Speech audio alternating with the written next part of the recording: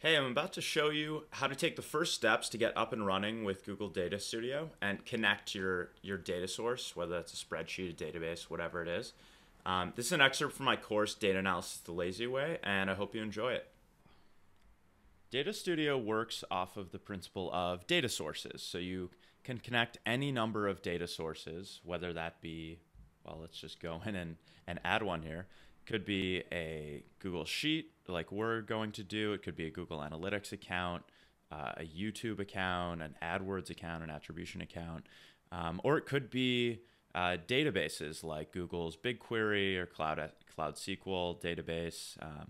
Could be a MySQL database, and I'm sure they'll be adding Postgres and other database connectors going forward. But really, the plan I think from Google's end is to have any possible data source that you'd want to connect to a chart live here. So they're just slowly trickling out new options here.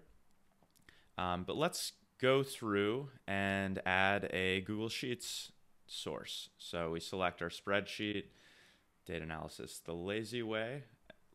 Then you select your worksheet. So let's take, instead of the let's connect the Zapier tweets to begin with. You just click connect. Now that we have our columns here populated, we want to make sure that they're formatted correctly before we go adding them to the report so that charts can pick up dates, for example. So we see that date time is properly formatted as a date.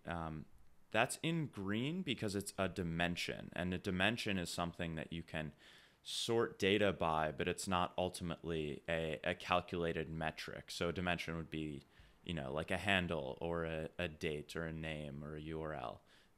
And a metric in blue would be something that you can count. So followers following, favorites, retweets. You notice these are all automatically picked up as metrics in blue. They're automatically formatted as numbers, and the aggregation is automatically set to sum. You could also do an average or a count distinct, max or min, but we'll leave all of these as sum for now. And let's go ahead and add this to our report.